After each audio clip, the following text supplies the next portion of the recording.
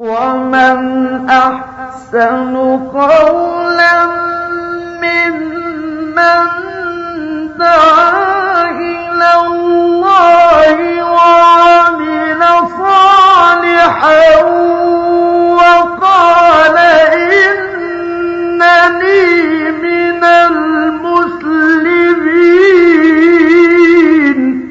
الحمد لله نحمده ونستعينه ونستغفره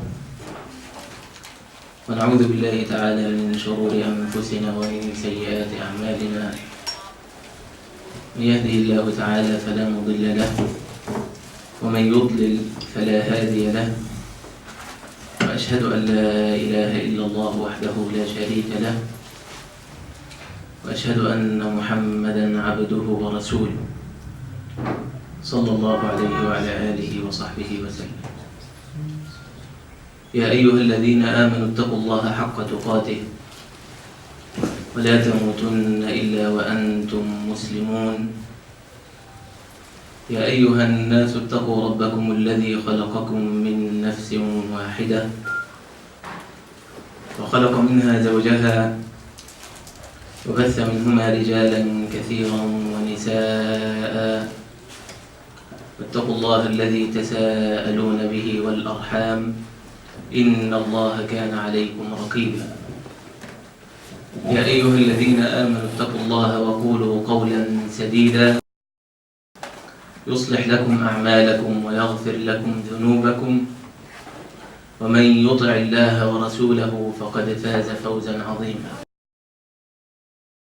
أما بعد، فإن أصدق الحديث كتاب الله تعالى، وأحسن الهدي هدي محمد صلى الله عليه وآله وسلم، وشر الأمور محدثاتها، وكل محدثة بدعة، وكل بدعة ضلالة، وكل ضلالة في النار. أما بعد،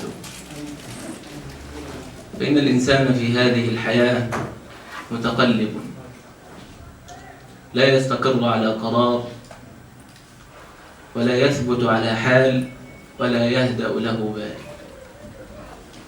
ولا تزول هذه الصفة عنه إلا إذا حط رحله في الجنة. نسأل الله تبارك وتعالى أن يجعلنا وإياكم والمسلمين من أهل الجنة. قال تعالى: إن الذين آمنوا وعملوا الصالحات كانت لهم جنات الفردوس نزلا خالدين فيها لا يبغون عنها حولا. فكل منزل ينزله الإنسان في هذه الحياة يتمنى أن يتحول عنه إلى أفضل منه، فإذا حط رحله في الجنة استقر قراره وارتاح باله وسكنت نفسه، ولا يرضى بالجنة بديلا ولا يبغي عنها تحويلا. وإذا كان الإنسان هذا حاله فإنه في خطر، لأن المطلوب منه أن يثبت على الحق. المطلوب من الإنسان في هذه الحياة أن يعرف الحق ويثبت عليه، لا أن يتقلب، ولا أن يكون من المذبذبين. ولا يستطيع الإنسان أن يحصل هذا المراد إلا بالعلم. لأجل هذا قال البخاري رحمه الله في صحيحه: باب العلم قبل القول والعمل. قال تعالى: فاعلم أنه لا إله إلا الله واستغفر لذنبك. فبدأ بالعلم قبل القول والعمل، لأن العمل لا يقبل إلا إذا كان مؤسسا على نية صالحة. وهل هناك فرق بين أن أقول إن العمل لا يقبل إلا إذا كان مؤسسا على نية، وبين أن أقول إن العمل لا يقبل إلا إذا كان مؤسسا على نية صالحة؟ هل هناك فرق؟ نية مش محددة، ممكن تكون نية فاسدة، ممكن تكون نية صالحة. ليس هذا هو المقصود. نعم. من كانت هجرته إلى الله ورسوله فهجرته إلى الله ورسوله. المقصود كما قال بعض أهل العلم أن الله تبارك وتعالى لو كلف العبد بأن يعمل عملا ليس له فيه نية فقد كلفه بالمحال، لأنه لا يوجد أي عمل يعمله الإنسان بغير نية. كل عمل يعمله العبد يعمله بقصد، إما أن يكون فاسدا وإما أن يكون صالحا. فإطلاق النية هذا فيه نظر. فالعمل لا يكون صالحا إلا إذا أسس على نية صالحة، والنية لا تصلح إلا بماذا؟ إلا بالعلم. لأجل هذا كان العلم قبل القول والعمل. قبل أن يتكلم الإنسان لابد أن يتعلم، وقبل أن يعمل الإنسان لابد أن يتعلم، لأن قبول هذا كله موقوف على العلم الصحيح. والإنسان بغير علم قد يريد الخير لكنه يحرمه، ولا يصيبه ولا يدركه بسبب جهله، كما حدث مع الجماعة الذين اجتمعوا في مسجد من مساجد الكوفة سحر الأعمى. انظر إلى جدهم واجتهادهم في هذا الوقت الذي يجمل فيه النوم ويحبب إلى الإنسان فيه الراحة. تركوا لذيذ الغمض في جوف الليل وقاموا في بيت ربهم واجتمعوا حلقا. لكن الجاهل وإن زاد اجتهاده فهو لا يزداد بهذا الاجتهاد إلا بعدا عن الله تبارك وتعالى. اجتمعوا حلقا في مسجد من مساجد الكوفة، وفي وسط الحلقة رجل بيده حصى، ويقول لهم كبروا 100 هللوا 100 كما تعلمون، سبحوا 100. فدخل عليهم ابن مسعود رضوان الله عليه وقال ماذا تفعلون؟ قالوا نكبر ونهلل ونسبح نعمل الخير. فقال ويحكم يا أمة محمد ما أسرع هلكتكم، هذه ثياب نبيكم لم تبل، وهذه آنيته لم تكسر، وإنكم لعلى ملة هي أهدى من ملة محمد أو مفتتح باب ضلالة. قالوا والله ما أردنا إلا الخير. قال كم من مريد للخير لا يدركه بسبب جهل. وهذه بدعة إضافية كما تعلمون، أي لها أصل في الشريعة، وأضافوا وزادوا من عندهم وصفا جديدا ليس في دين الله ولم يكن عليه رسول الله صلى الله عليه وسلم. وهذه البدعة يشتبه أمرها على كثير من الناس، ولا يفطن إليها إلا الأفذاذ من العلماء. لأجل هذا راجت على أبي موسى الأشعري رضوان الله عليه، قال لابن مسعود لقد رأيت في المسجد شيئا أنكرته والله ما رأيت إلا خيرا. فيقول أنكرته ومع ذلك هو خير، لأن البدعة الإضافية أصلها مشروع، فالذكر من دين الله تبارك وتعالى حث عليه القرآن وأرشد إليه النبي عليه الصلاة والسلام، والله تبارك وتعالى يعطي عليه الأجر العظيم، والله تبارك وتعالى يحب المدح ويحب أن يذكره عبده، لأجل ذلك خلق، أجل عبادته وتوحيده وذكره. فهذه البدعة الإضافية لها أصل مشروع، لكن الفاعل فعلها بوصف لم يكن عليه رسول الله صلى الله عليه وسلم، فهي تشتبه على كثير من الناس. الشاهد من هذه القصة أن الإنسان قد يريد الخير لكنه يحرم الوصول، لأنه سلك للخير غير سبيله، وما فعل ذلك إلا بسبب جهله. فسبب الهداية والاهتداء العلم، وسبب الضلال والإضلال الجهل. والله تبارك وتعالى فضل هذه الأمة على سائر العالمين بسبب ماذا؟ بسبب أنهم يأمرون بالمعروف وينهون عن المنكر، وقبل ذلك يؤمنون بالله. كنتم خير أمة أخرجت للناس تأمرون بالمعروف وتنهون عن المنكر وتؤمنون بالله.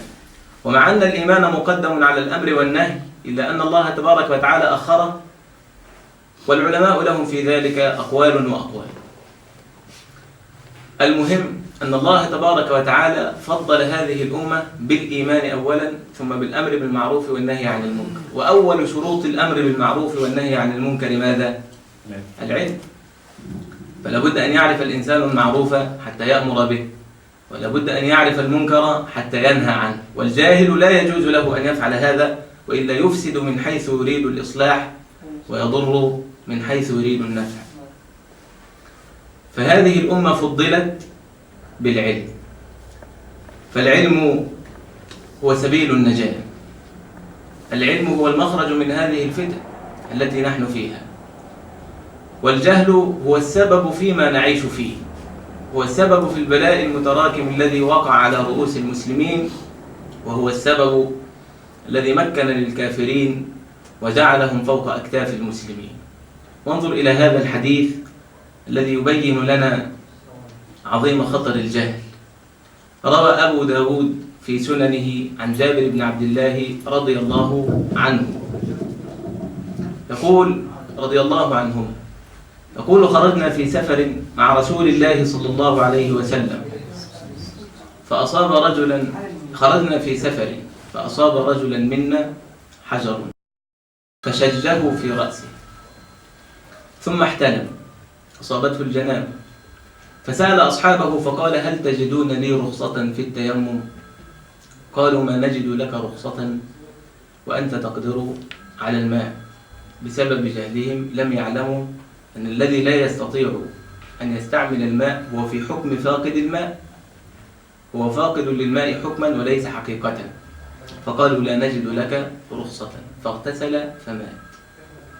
فلما بلغ ذلك النبي صلى الله عليه وسلم، يقول جابر: فلما قدمنا على النبي صلى الله عليه وآله وسلم أخبر بذلك فقال: قتلوه قتلهم الله، ألا سألوا إذ لم يعلموا، إنما شفاء العي السؤال. الشجة هي الجراحة في الرأس. احتلم أي أصابته جنابة. النبي صلى الله عليه وسلم أسند القتل إليه، لأنهم هم الذين تسببوا في قتله، لأنهم أفتوه بجهل.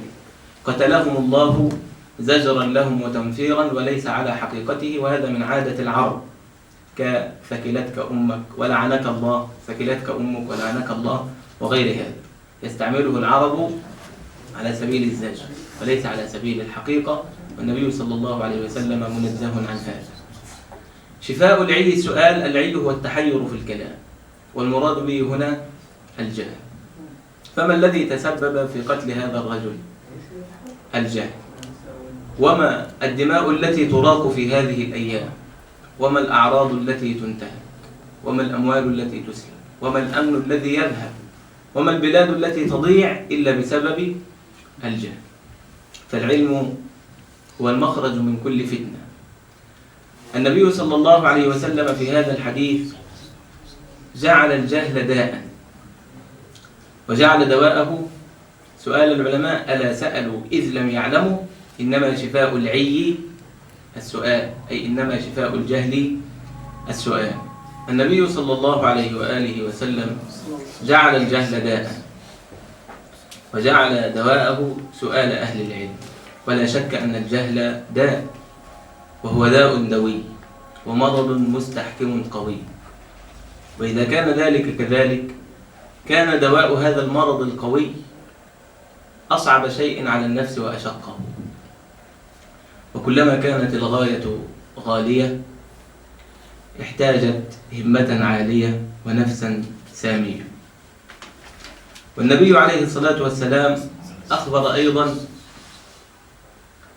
أن سبب الهداية والاهتداء لهذه الأمة العلم، وسبب الضلال والإضلال الجهل، كما في الصحيحين من حديث ابن عمرو رضي الله عنهما قال: سمعت رسول الله صلى الله عليه وسلم يقول: إن الله لا يقبض العلم انتزاعا ينتزعه من صدور العباد، ولكن يقبض العلم بقبض العلماء، حتى إذا لم يبق عالما اتخذ الناس رؤوسا جهالا فسئلوا فأفتوا بغير علم فضلوا وأضلوا. هذا منطوق، ولا شك أن المنطوق له مفهوم، وهو من الأدلة المختلف فيها عند أهل الأصول، فضلوا وأضلوا.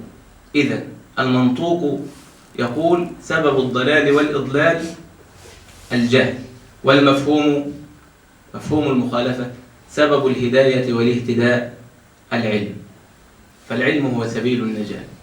وكما يقول الإمام أحمد رحمه الله: الناس محتاجون إلى العلم أكثر من حاجتهم إلى الطعام والشراب، لأن الطعام والشراب يحتاج إليه في اليوم مرة أو مرتين، أما العلم فيحتاج إليه بعدد الأنفاس، ذلك بأن الجهل سبب المعصية، فكل عاص جاهل. قال تعالى: إنما التوبة للذين يعملون السوء بجهالة.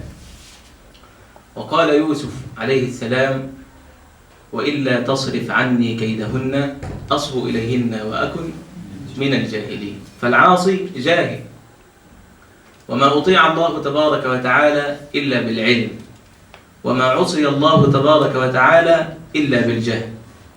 لذلك اتفق أهل العلم على أن العلم ما أورثك الخشية. العلم ما أورثك الخشية، إنما يخشى الله من عباده العلماء. فهذه هي حقيقة العلم، أن تخشى الله تبارك وتعالى، وأن تكون من الذين يخشون ربهم بالغيب. هذه حقيقة العلم. حقيقة العلم أن يورثك العلم الرحمة، فالعلم ما أورثك الخشية، والعلم كذلك ما أورثك الرحمة. ربنا وسعت كل شيء رحمة وعلما، فمن ازداد بالعلم عصيانه، وازدادت مخالفاته وكفرانه لنعم ربه تبارك وتعالى، فما ازداد في الحقيقة إلا جهلا. ومن ازدادت بالعلم قسوته وغلظته وفظاظته، فما ازداد الأبعد إلا جهلا. فالعلم ما أورثك الخشية، والعلم ما أورثك الرحمة، وأنت إذا كنت كذلك فأنت من أهل الرضوان. قال تعالى: رضي الله عنهم ورضوا عنه، ذلك لمن خشي ربه. فهذه حقيقة العلم، أن تخشى الله تبارك وتعالى، وأن تكون من المتقين. قال قتادة: أجمع أصحاب رسول الله صلى الله عليه وسلم ورضي الله عنهم أن كل ما عصي الله به فهو جهالة. وقال غيره: أجمع الصحابة على أن كل من عصى الله فهو جاهل. قال ابن القيم رحمه الله تعالى: ما عصي الله إلا بالجهل، وما أطيع الله إلا بالعلم. هو العلم ما بيزودش الخشية والرحمة يعني انت كلامك ما تقول ان العلم ما بيزيدش ولا خشية ولا؟ لا، نقول حقيقة العلم وثمرة العلم. وإلا فأول من تسعر به النار يوم القيامة عالم، لكنه لم تتحقق لديه ثمرة العلم، لم يتق الله تبارك وتعالى بهذا العلم. كما قال الإمام أحمد لما سئل عن العالم، فقال: ليس بكثرة الرواية ولا بكثرة الدراية، يعني ليس الذي يحفظ كثيرا ولا الذي يفهم كثيرا، ولكن العالم من يخشى الله. فهذه حقيقة العلم. واضح؟ نعم. إن الله تبارك وتعالى جعل أشرف شيء يطلب في هذه الحياة العلم، العلم الشرعي لا العلم الدنيوي. وإن كنا لا نهمل العلم الدنيوي كما يظن كثير من الناس، نحن لا نهمله، بل ما تخلف المسلمون علميا وحضاريا وتقدميا إلا لما تركوا دينهم، وكانوا في الماضي سادة وقادة بسبب اهتمامهم بالعلم الشرعي. فنحن لا نهمل الجانب الدنيوي، لا نهمله أبدا، ولا نهمل هذا العلم، بل نفرضه في كثير من الأحيان، يعني نعمله ونتقرب إلى الله تبارك وتعالى به. فلو احتاجت الأمة إلى طبيب وجب عليها كلها أن توجد طبيبا، وإن لم تفعل أثمت، لأنه كما تعلمون فرض الكفاية مرتبط بماذا؟ بالفاعل أم بالفعل؟ بالفعل. المهم أن يوجد. لا، فرض العين هو الذي يرتبط بالفاعل، مطلوب من كل إنسان بعينه. أما فرض الكفاية إذا فعله البعض سقط عن الباقين، كإنقاذ الغريق، المهم أن ينقذ الغريق. كدفن الميت، المهم أن يدفن الميت. وعلم الحساب كذلك من العلوم التي نوجبها على المسلمين تعلما، وهي واجب كفائي، إذا قام به البعض سقط العلم عن الباقي، لأن بها بعلم الحساب تعرف الحقوق. يعني واحد بيغرق وفيه 5 6 واقفين كلهم ما يعرفوش يعوموا، لازم واحد فيهم ينزل؟ لا، كلهم ما بيعرفوش يعوموا خلاص. طب في واحد فيهم بيعرف يعوم بس خايف؟ خايف؟ كلهم، لو كلهم ما بيعرفوش يعوموا لا يكلف الله نفسا إلا وسعها، يبقى كلهم هيغرقوا لو نزلوا. الكلام ده لو ال5 موجودين بيعرفوا يعوموا، لو نزل واحد يبقى أغنى الباقين المؤمن، لو ما نزلوش ال5 يبقى آثموا جميعا. واضح؟ و5 خايفين ينزلوا يغرقوا. 5 اللي بيعرف يعوم ما بيخافش، يعني دي صورة أصلا مش هو لو بيعرف يعوم وبيعوم مش هيخاف ينزل يجيب الغريق.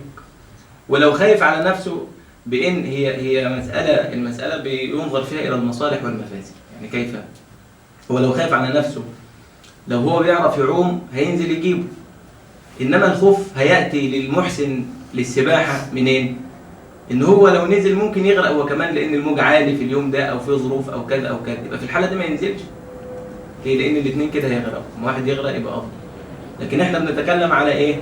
إنقاذ الغريق في حالة ما إذا كل الموجودين يحسنون العوم، السباحة يعني، فإذا لم يفعل واحد منهم أثم الجميع، وإذا فعل واحد كفى الجميع المؤمن ولم يأثموا جميعا. هذا هو فرض الكفاية، إذا فعله البعض مات إنسان مسلم وجب تغسيله وتكفينه ودفنه والصلاة عليه، واجب كفاية.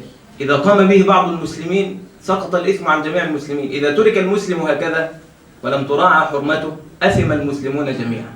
واضح الفرق بين واجب الكفاية والواجب العيني؟ نعم. وهنا هو العلم الشرعي يعتبر فرض كفاية ولا فرض عين؟ يعني هو ده هذا سنقوله إن شاء الله، سيأتي. طيب ماشي. طب يعني بس حضرتك دلوقتي قلت العلم مقدم عن العمل. يعني هو دلوقتي لو حتى لو يعني قصدي ان احنا دلوقتي كل الواحد بيتعلم. انا افهم ما تريد. كلنا بنتعلم بس ما فيش حد بيعمل حاجه. يعني هو الاهم يعني ما اعرفش ده ممكن انا افهم ما تريد ان شاء الله، يعني ساجيب، لكن فيما ياتي ان شاء الله تبارك وتعالى. لان العلم منه ما هو فرض عين ومنه ما هو فرض كفايه. فهناك نوع من العلم لا يسع مسلما ان يجهله. لا يسع اي مسلم ان يجهل هذا القدر من العلم. وهناك أنواع من العلوم الشرعية لا تجب على كل المسلمين. فلو مات إنسان مسلم عامي وهو جاهل بكل كلمة في أصول الفقه يحسب؟ لو مات عامي من عوام المسلمين أو ليس عاميا، أي إنسان من المسلمين وهو جاهل بكل كلمة من مصطلح الحديث يأثم؟ لا يأثم.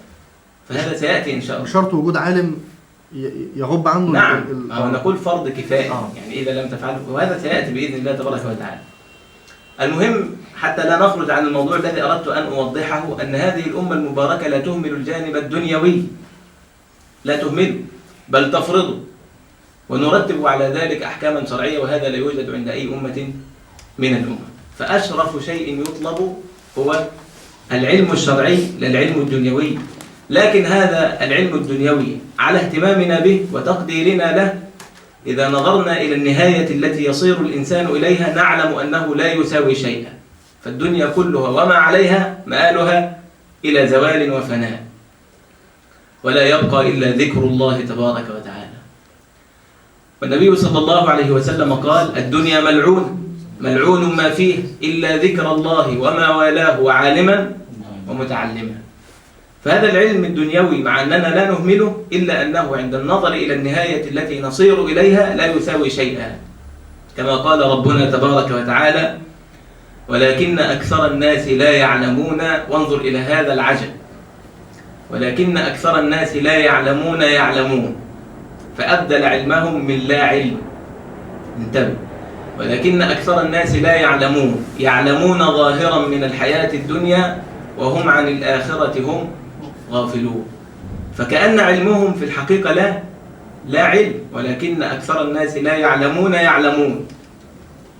وضحت؟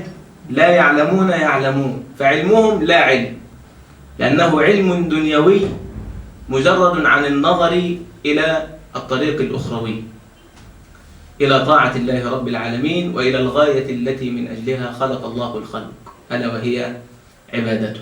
فأشرف شيء يطلب على الإطلاق العلم الشرعي.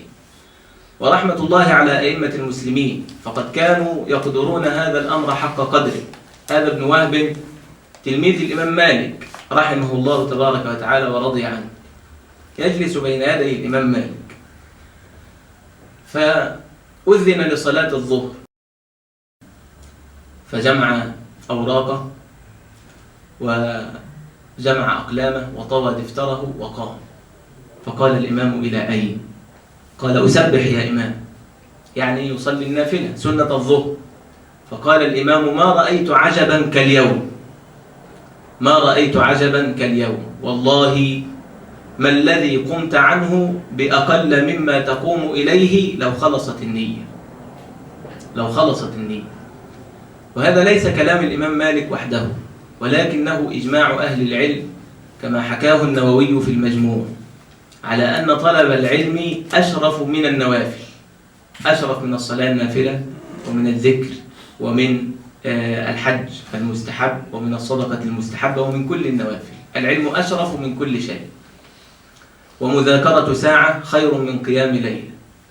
لكن هذا الكلام لا يفهم على ظاهره، وإلا فطالب العلم لا تستقيم أقدامه على الطريق المستقيم إلا بطاعة الله تبارك وتعالى، إلا بالعبادة، إلا بالذكر، إلا بالتبتل والانقطاع والتململ بين يدي رب العالمين سبحانه، لا يفتح له إلا بهذا.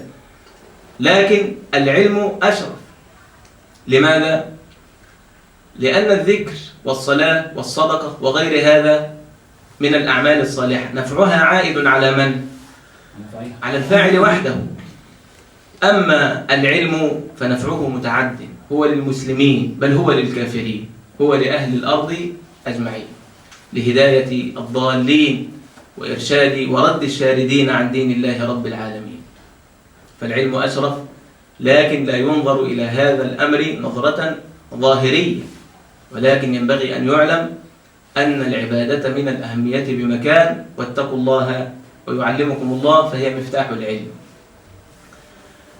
فهذا الكلام كما قلنا ليس على ظاهره، فنريد طالب علم رباني، نريد طالب علم رباني يتنزه عن التدنس بالمعاصي، نريد طالب علم يقبل على الله تبارك وتعالى ويدبر عما سواه. لكن هناك مشكلة، وهي أن أمر العلماء قد يشتبه على كثير من الناس في كثير من الأحيان، لا سيما في هذا الزمان، فلا يميزون بين العالم وشبيه العالم، وهذه مشكلة كبيرة جدا ضلت بسببها الأمة، ومن أجلها وقعت في هذه الهوة السحيقة. نسأل الله تبارك وتعالى أن يسلمنا والمسلمين أجمعين، وأن يقينا الفتن ما ظهر منها وما بطن. كل هذا بسبب اشتباه أمر العلماء على الناس وعدم تمييزهم بين العالم وبين شبيهه. وقد اشتكوا قديما من هذا، فقال أحدهم: متى يصل العطاش إلى ارتوائي إذا استقت البحار من الركايا، ومن يثني الأصاغر عن مراد إذا جلس الأكابر في الزوايا، وإن ترفع الوضعاء يوما على الرفعاء من إحدى الرزايا، إذا استوت الأسافل والأعالي فقد طابت منادمة المنايا. نعم، إذا ترفع الوضعاء السفلة الرعاع على أهل العلم فقد طابت منادمة المنايا، قد حسن الموت إذن. وقد يفضل الإنسان في هذا الوقت باطن الأرض عن ظاهرها. نعم، أمر العلماء قد يشتبه على كثير من الناس، لكن الخلاصة أن إمام العلماء هو من؟ صلى الله عليه وآله وسلم. فمن سار خلفه وتبعه فهو العالم حقا وصدقا، ومن خالف طريقه وتنكب سبيله فليس بعالم ولا بنصف عالم ولا كرامة. والعلم ينبغي أيضا أن تعلم حقيقته، العلماء اشتبه أمرهم على كثير من الناس، كما أخبر سيد الناس صلى الله عليه وآله وسلم: اتخذ الناس رؤوسا جهالا فسئلوا فأفتوا بغير علم فضلوا وأضلوا. وكذلك العلم جهلت حقيقته عند كثير من المسلمين، فلا يعلمون حقيقة أهل العلم ولا يعلمون حقيقة العلم. فكيف المخرج؟ لن نخرج من هذا المأزق إلا إذا تعلمنا كما يرضي الله تبارك وتعالى. العلم قال الله قال رسوله قال الصحابة، هذا هو العلم، وهذه حقيقة العلم. العلم قال الله قال رسوله قال الصحابة ليس بالتمويه، ما العلم نصبك للخلاف سفاهة بين الرسول وبين رأي فقيه. أن تضع النبي صلى الله عليه وسلم في جانب ورأي أي أحد من الناس في جانب آخر، هذا ليس هو العلم، ولكن هذه سفاهة وهذا حمق. ما العلم نصبك للخلاف سفاهة بين الرسول وبين رأي فقيه، كلا ولا جحد الصفات ونفيها حذرا من التشبيه والتمثيل. العلم قال الله قال رسوله قال الصحابة ليس بالهذيان، ما العلم نصبك للخلاف سفاهة بين الرسول وبين رأي فلان. فينبغي علينا أن نعرف حقيقة أهل العلم، وأن نعرف حقيقة العلم الشرعي، وأن نتمسك بغرز أصحاب رسول الله رضوان الله عليهم أجمعين، لأننا لا نفهم القرآن والسنة إلا عن طريقهم، وهذا تأصيل مهم جدا. طالب العلم إذا لم يكن على بصيرة من هذا الأمر ضل وزاغ عن الطريق المستقيم وتخبط في هذه الحياة، ولا يثبت على الجادة أبدا إلا إذا كان على بصيرة من هذا الأمر. ينبغي عليه أن يعظم أصحاب رسول الله صلى الله عليه وآله وسلم. وانظر إلى قول الإمام الشافعي رضي الله عنه، قال: نؤمن بالله وبكلام الله على مراد الله، ونؤمن برسول الله وبكلام رسول الله على مراد رسول الله. وكيف نعرف مراد الله أو مراد رسول الله صلى الله عليه وسلم؟ لا نستطيع أبدا أن نعرف مراد الله من كلامه، ولا أن نعرف مراد رسول الله صلى الله عليه وآله وسلم إلا عن طريق الصحابة رضوان الله عليهم أجمعين، ومن نهج نهجهم ومن لف لفهم من التابعين لهم بإحسان إلى يوم الدين، الذين جعلهم الله تبارك وتعالى أركان الشريعة، وهم قلة في هذا الزمان. أهل العلم على منهاج النبوة الذين يقتفون أثر رسول الله صلى الله عليه وآله وسلم، أهل السنة والجماعة، الفرقة الناجية والطائفة المنصورة، الذين جعلهم الله تبارك وتعالى أركان الشريعة وهدم بهم كل بدعة شنيعة، فهم أمناء الله من خليقته والواسطة بين النبي وأمته، المجتهدون في حفظ ملته، أنوارهم زاهرة وفضائلهم سائرة وآياتهم باهرة وحججهم قاهرة ومذاهبهم ظاهرة، لا يعرجون على الأهواء ولا يلتفتون إلى الآراء، هم حملة الدين وخزنته وأوعية العلم ونقلته، يقبل منهم ما رووه عن الرسول، فهم المأمونون عليه والعدول، وإذا اختلف في حديث كان إليهم الرجوع، فما حكموا به فهو المقبول المسموع، ومنهم كل عالم فقيه وإمام رفيع النبي وزاهد في قبيلة ومخصوص بفضيلة وقارئ متقن وخطيب محسن، وهم الجمهور العظيم، وسبيلهم السبيل المستقيم، وكل مبتدع باعتقاد أهل السنة يتظاهر، كل مبتدع يتظاهر بأنه من أهل السنة والجماعة، كل يدعي وصلا بليلى وليلى لا تقر لهم بذاك، لكل قول حقيقة.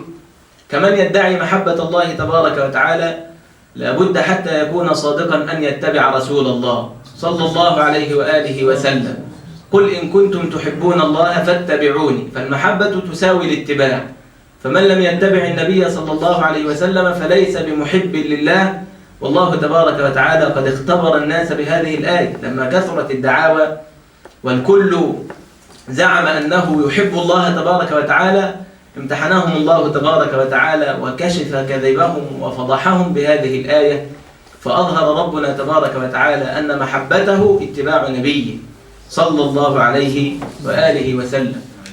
فكل مبتدع باعتقاد أهل السنة يتظاهر، وعلى الإفصاح بغير مذاهبهم لا يتجاسر. من كادهم خذله الله، ومن عاندهم أذله الله. المحتاط لدينه إلى إرشاد أهل السنة فقير، وبصر الناظر إليهم بالسوء حسير، وإن الله على نصرهم لقدير. حتى وإن ضعفت إمكانياتهم فالله تبارك وتعالى ناصرهم. أخرج ابن ماجة في سننه بسنده عن أنس بن مالك رضي الله عنه قال: قال رسول الله صلى الله عليه وآله وسلم: طلب العلم فريضة على كل مسلم. طلب العلم فريضة على كل مسلم. هنا نأتي إلى ما ذكره الأخ من التفريق بين الواجب الكفائي والواجب العيني في العلم. وما هو العلم الفرض؟ هذا هو النص: طلب العلم فريضة على كل مسلم. أليس هذا هو كلام رسول الله صلى الله عليه وسلم؟ بلى، هذا هو النص. فنريد أن نفهمه على مراد رسول الله صلى الله عليه وآله وسلم، لا أن نفهمه على أهوائنا ولا على عقولنا، حتى لا نتهم الناس في نواياهم.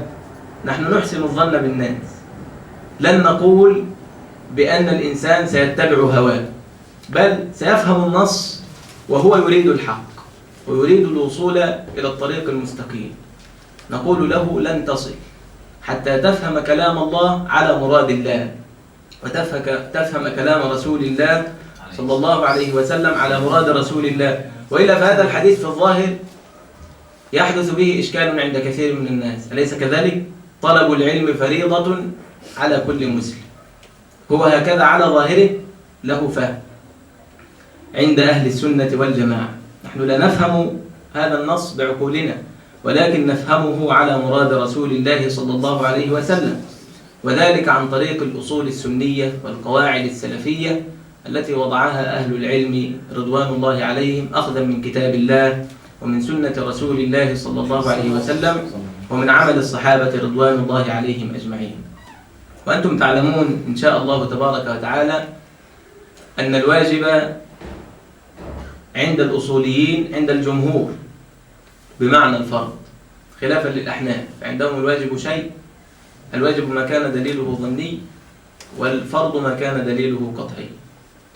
أما عند الجمهور فالواجب هو الفرض، وينقسم إلى قسمين: واجب عيني وواجب على الكفاية، أو فرض عيني وفرض على الكفاية. الواجب العيني هو ما ينظر فيه الشارع إلى من؟ قلنا الفاعل. الواجب العيني هو ما ينظر فيه الشارع إلى الفاعل، كأداء الصلاة والزكاة والحج وغير ذلك، لأن الكل مخاطبون بعبادة الله تبارك وتعالى، فلا فرق بينها في هذا الواجب بين الذكر والأنثى ولا بين الحر والعبد. هو واجب عيني: وأقيموا الصلاة وآتوا الزكاة. أما الواجب على الكفاية فهو ما ينظر فيه الشرع إلى نفس الفعل ليس إلى الفاعل، بقطع النظر عن فاعله، كما قلنا كدفن الميت وإنقاذ الغريق. وأظن أن هذه وضح، لكن بعض الإخوة لم يكونوا معنا، نوضح مرة ثانية. الواجب العيني أي الذي يفرضه الله تبارك وتعالى على كل مسلم ومسلمة، فهذا الواجب يطلب أداؤه من كل مكلف، ولا يسقط بأداء غيرك عنك، لابد أن تؤدي أنت عن نفسك، لا يجوز أن يصلي أحد عن أحد. فهذا هو الواجب العيني، معلق في رقبة كل إنسان، لا تبرأ الذمة ولا يسقط الطلب حتى يؤديه كل إنسان عن نفسه، كالصلاة والزكاة والحج. أما الواجب الكفائي فهذا واجب على الكفاية، ينظر الشرع فيه إلى الفعل، إذا وجد الفعل سقط الطلب وبرئت ذمة المسلمين جميعا. مات إنسان مسلم وجب على جماعة من المسلمين أن يتولوا أمره ويقوموا على شأنه، فإذا فعلوا سقط الإثم عن المسلمين جميعا وهم أجروا وحدهم، وإذا لم يفعلوا أثم المسلمون جميعا. فالعلم على هذا التقسيم منه ما هو واجب عيني ومنه ما هو واجب على الكفاية. قال ابن عبد البر رحمه الله في كتاب جامع بيان العلم بعد أن روى حديث أنس رضي الله عنه من عدة طرق ذكرها. حديث أنس ما هو؟ طلب العلم فريضة على كل مسلم. يقول ابن عبد البر رحمه الله تبارك وتعالى: قد أجمع العلماء على أن من العلم ما هو فرض متعين على كل امرئ في خاصة نفسه، ومنه ما هو فرض على الكفاية، إذا قام به قائم سقط فرضه عن أهل ذلك الموضع، واختلفوا في تلخيص ذلك.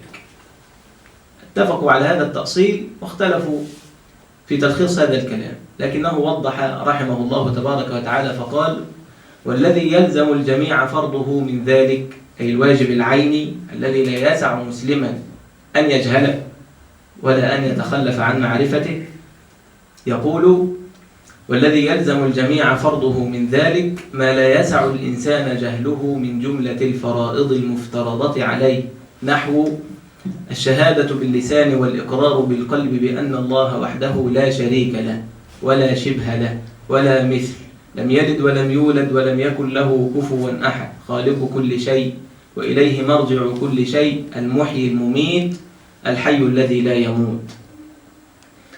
يقول: والذي عليه جماعة أهل السنة أنه تبارك وتعالى لم يزل بصفاته وأسمائه، ليس لأوليته ابتداء ولا لآخريته انقضاء، هو أول بلا ابتداء وآخر بلا انتهاء.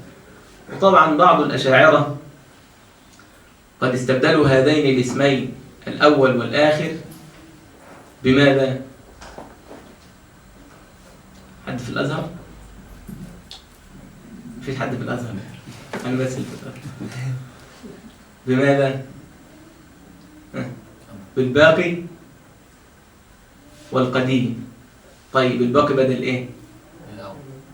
لا، بدل الآخر، والقديم بدل الأول. طب هل يجوز هذا؟ الله تبارك وتعالى يسمي نفسه بالأول الآخر، أنت تستبدل ما سمى الله تبارك وتعالى به نفسه باسمين من عندك وتقول هو القديم؟ هذا لا يجوز إطلاقه على الله تبارك وتعالى. الله تبارك وتعالى هو الأول الذي ليس قبله شيء، وهو الآخر الذي ليس بعده شيء، وهو الظاهر الذي ليس فوقه شيء، وهو الباطن الذي ليس دونه شيء، كما قال رسولنا صلى الله عليه وآله وسلم.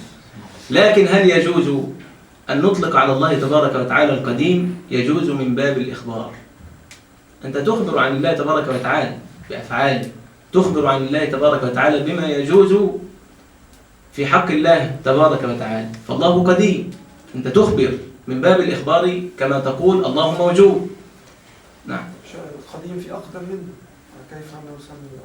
لا، من باب الإخبار، وأنت تقصد المعنى الصحيح، يعني أنت تقصد المعنى الصحيح. الله تبارك وتعالى له الأسماء الحسنى والصفات العلى. الأسماء الحسنى أي البالغة النهاية في الحسن، لا تشتمل على أي ذرة من ذرات النقص. فإذا سمينا الله تبارك وتعالى بالقديم طرأ على هذا الاسم ما ذكرت. واضح؟ أن يسمى الله تبارك وتعالى، وحينئذ لا يكون اسمه كما وصف، له الأسماء الحسنى ولم يقل الحسنة. نعم. مين أول واحد سمى القديم؟ من أول واحد؟ سيدنا الرسول عليه الصلاة والسلام ورد عنه أن هو سمى. لا، فهو هذا مما نرد به على أهل البدع، هذا مما نرد به على أهل البدع، هذا السؤال الذي طرحته أنت الآن، وهو سؤال مفح. أي صاحب بدعة تقول له متى ظهر هذا القول؟ فيقول في القرن الثالث الهجري، في القرن الرابع الهجري، في القرن الخامس الهجري. نقول وأين كان رسول الله صلى الله عليه وسلم وأصحابه من هذا الذي تقول؟ فحاجة من اثنين، إما أن تكون على ملة أهدى من ملة محمد صلى الله عليه وسلم، أو تكون مفتتحا لباب ضلالة وهي الثانية. فهذا سؤال مفحم لأهل البدع، فاحتفظ به لنفسك. يعني تقول متى نشأ اسم القديم؟ هذا سؤال نحن نقول له. الله تبارك وتعالى لم يسمي نفسه باسم القديم ولم يسمه رسوله صلى الله عليه وآله وسلم. معلش، ما قول ابن عباس في ابن سيد ابن مسعود في أهل الكوفة؟ قول الذي ذكرت في الأول. قال كم من مريد للخير لا يدركه، لأنهم لم يضبطوا النسبة بين الغاية والوسيلة. لم يضبطوا النسبة بين الغاية والوسيلة. انتبه إلى هذا الكلام فهو خطير جدا. في قول تاني، في قول تاني حاجة ذكرت في أهل الضلال. ابن مسعود في الأول. في أهل الضلال.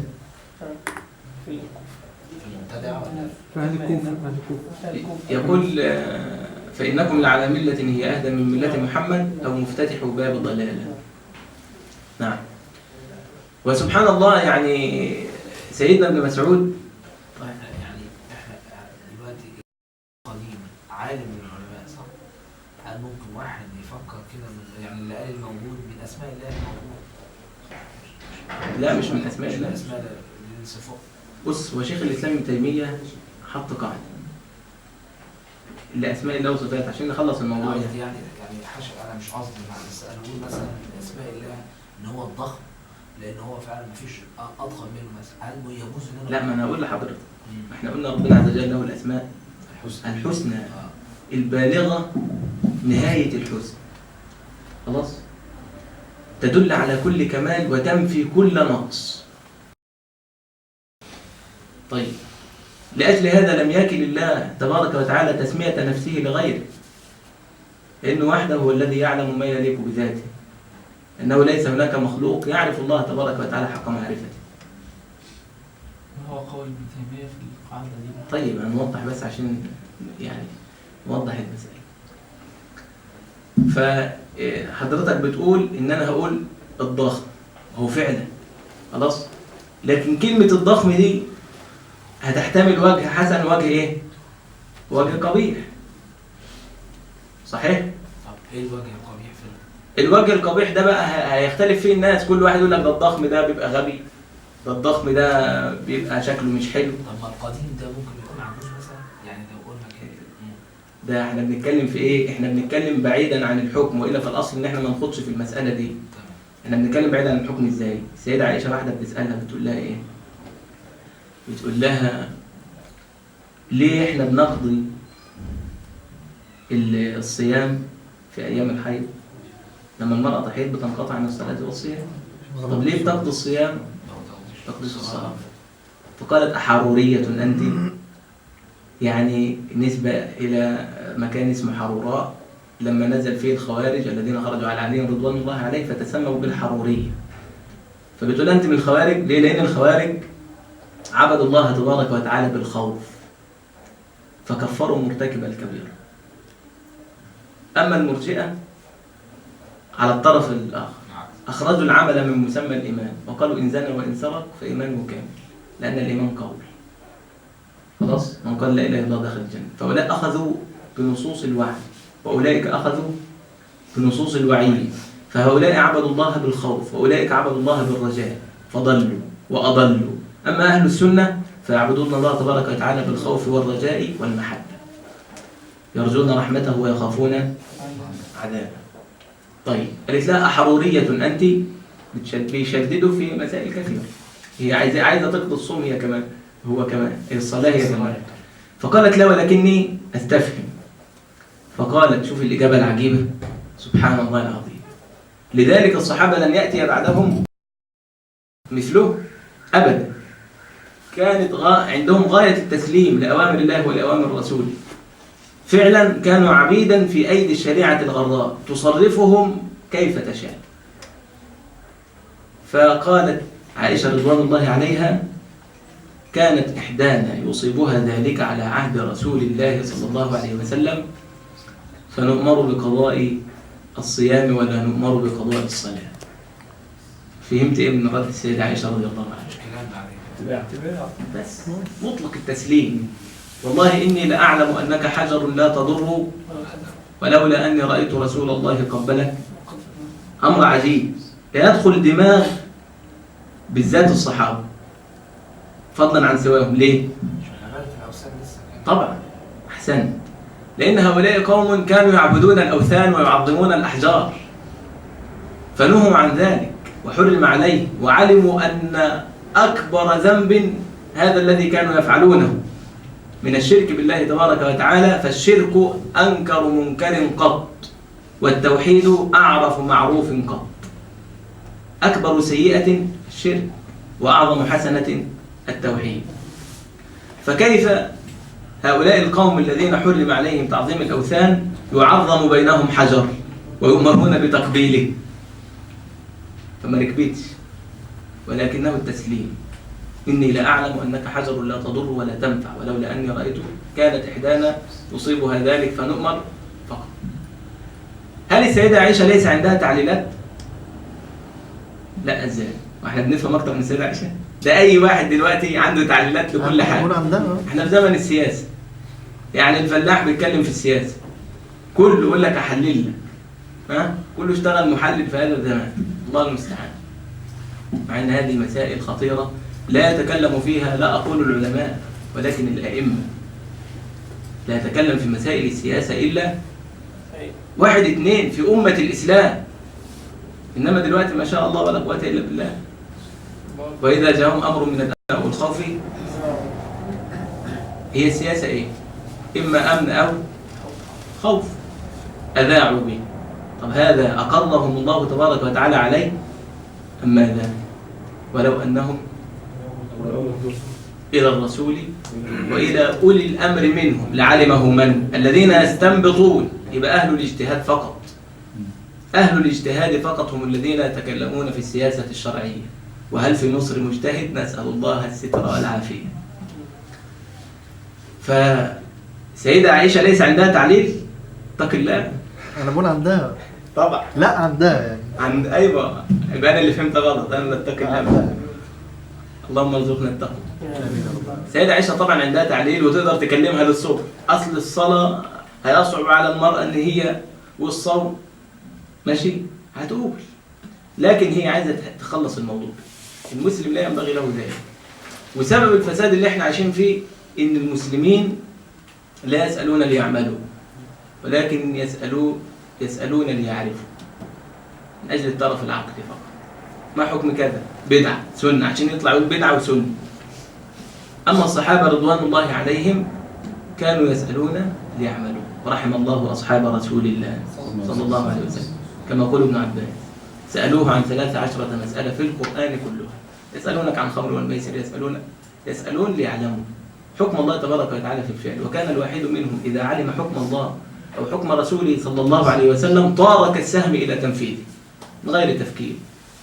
ولك في هذا الرجل الذي أخبر عنه المغيرة بن شعبة عبر من أصحاب رسولنا صلى الله عليه وسلم، لما قال المغيرة رضوان الله عليه إن النبي صلى الله عليه وسلم قال الجنة تحت ظلال السيوف، فقام رجل رث الهيئة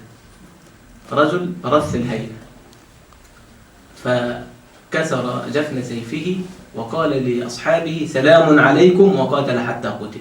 يسمع النص يطير إلى التنفيذ مباشرة. عندهم سرعة انقياد، لذلك سادوا وملكوا الدنيا كلها. فالكلام اللي حضرتك ذكرته احنا اصلا بنتكلم فيه لدفع شبهات المغرضين. اما الاصل اننا نتكلم في هذا، نحن نتكلم عن الله تبارك وتعالى. عقيدتنا اننا نسمي الله تبارك وتعالى بما سمى به نفسه وما سماه به رسوله صلى الله عليه وسلم. سيدنا رسول الله صلى الله عليه وسلم ما خدش اصلا في الحديث ده مع الصحابه. لا ما خدش. حد يجيب لنا سؤال من صحابي للرسول او العكس. وده طبعا باب من ابواب الاعتقاد، باب طويل، فاحنا يعني ايه محتاج والله المستعان. فممكن ان شاء الله في كل محاضره كده نبقى ايه ان جت مناسبه نوضح فيه شيئا بإذن الله تبارك وتعالى. الخلاصة إن العلم منه ما هو فرض كفاية ومنه ما هو فرض إيه؟ عيني. طبعا إحنا ما قدرناش نخلص، بس هو الخلاصة إن العلم اللي هو فرض عيني على كل مسلم اللي هو العلم الذي به يعبد الإنسان ربه تبارك وتعالى. أن يعرف الإنسان أولا الاعتقاد، ثانيا أن يعرف العبد ما يصحح به نيته، وأن يعرف العبد ما يصحح به عبادته، كأن يتعلم قراءة الفاتحة قراءة مستقيمة، إن اللحن الجلي في القرآن في الصلاة فيتعلم الفاتحة. لو أن إنسانا عاميا ظل سنة كاملة يتردد على شيخ من مشايخ القراءة يقرأ عليه الفاتحة وحدها، ألا يحسنها؟ يحسنها قطعا في أقل من هذا، ولكن الناس يتكاسلون. فالله تبارك وتعالى ما جعل على أحد في الدين من حرج، فالفرض على كل مسلم ومسلمة أن يتعلمه سهل جدا، لكن الناس يقصرون. فهذا هو الواجب العيني على كل مسلم ومسلمة. وما يريده الله تبارك وتعالى منا ينقسم إلى 3 أقسام: اعتقاد وفعل وترك. الاعتقاد لأنه هو الأصل، تبني عليه الأعمال الصالحة بعد ذلك، ولا يقبل العمل إلا بتصحيح الاعتقاد ابتداء. فإذا لم يصح الاعتقاد وإذا لم يرسخ الإيمان ضاع العمل هباء منثورا. ولو جئت ربك تبارك وتعالى بحسنات كأمثال الجبال لا تنفعك، ولا تزن عند الله تبارك وتعالى وزن شعير إلا إذا كانت مؤسسة على توحيد خالص. الاعتقاد، ثم بعد ذلك الفعل، فعل المأمور وترك المحظور. فهذا هو العلم الفرض على كل مسلم ومسلمة أن يتعلمه. ثم بعد ذلك سائر العلوم فرض كفاية، يجب على جماعة من المسلمين أن يتعلموا لكي يردوا على الكافرين، ولكي يبصروا المسلمين، ولكي يقودوا هذه الأمة إلى طريق الجنة خلف رسول الله صلى الله عليه وآله وسلم.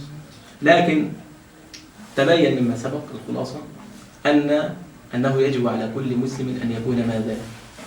أن يكون طالب علم. تبين مما سبق أنه يجب على كل مسلم أن يكون طالب علم. بأي مسلم لا يسع إلا أن يكون طالب علم، إما طالب علم ليكون عالما ربانيا، وإما متعلم على سبيل النجاة. طيب، ومن لم يكن من هؤلاء أو هؤلاء يكون ماذا؟ يكون من الهمج الرعاع، أتباع كل ناعق، كالذين تراهم في هذه الأيام يهتفون خلف كل هاتف وينعقون خلف كل ناعق. انظر الشعب المعنى كيف يوحون إليه، أثر البهتان فيه وانطلى الزور عليه، يا له من ببغاء عقله في أذنيه. ما عدنا أصحاب اعتقاد، صرنا أصحاب رأي. إن صاحب العقيدة لا تتحلحل العقيدة في قلبه، تزول الجبال من على الأرض ولا يزول الاعتقاد من قلبه، ولا تهتز ذرة من ذرات الإيمان في قلبه. هذا صاحب العقيدة.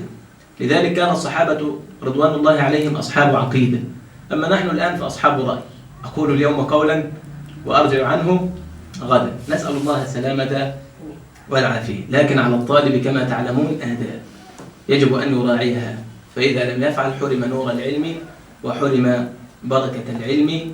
وهذا ما سنتدارسه إن شاء الله تبارك وتعالى في الكتاب المقرر. وأنا يعني علمي بهذه المحاضرة لسه من فترة يعني قصيرة جدا، أمس فقط عرفت منهاجي، لأجل ذلك يعني الموضوع متشعب، فاعذروني وجزاكم الله خيرا، والحمد لله رب العالمين. ومن أحسن قولا ممن دعا إلى الله